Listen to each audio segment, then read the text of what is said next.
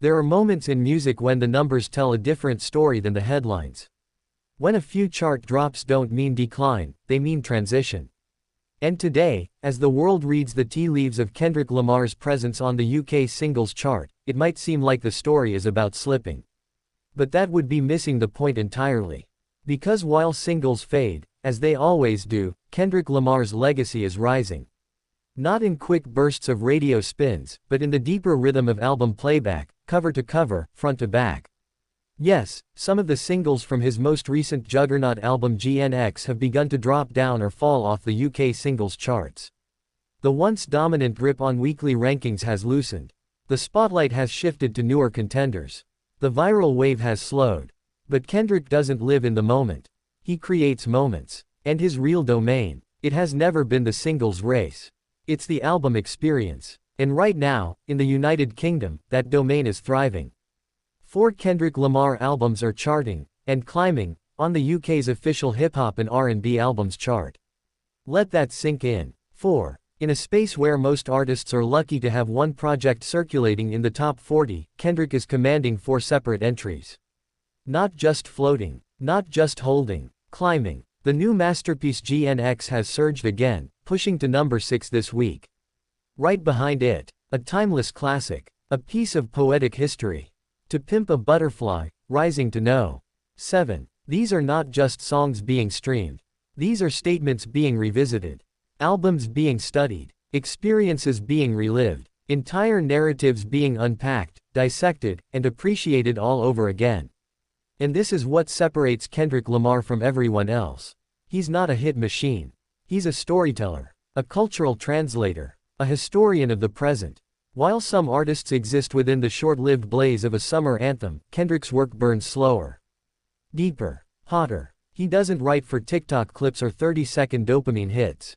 He builds worlds. And fans. They don't just listen, they immerse. This is why when the singles dip, the albums soar.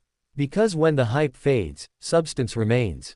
GNX, his latest entry into the halls of hip-hop greatness, isn't designed to live and die by one viral moment. It's an architecture of emotion and reflection, and that's why it's still growing in the UK long after its first week hype has passed. To Pimp a Butterfly isn't just rising because of nostalgia. It's because its themes remain urgent. Vital. It speaks to struggle, identity, and artistry in ways few projects in history ever have. And that's just 2 of them. The other 2 charting Kendrick albums. Also climbing. Also resonating. Also reminding listeners that depth has a longer shelf life than trend. In a time when so much music is made to be consumed and discarded, Kendrick's work is being studied.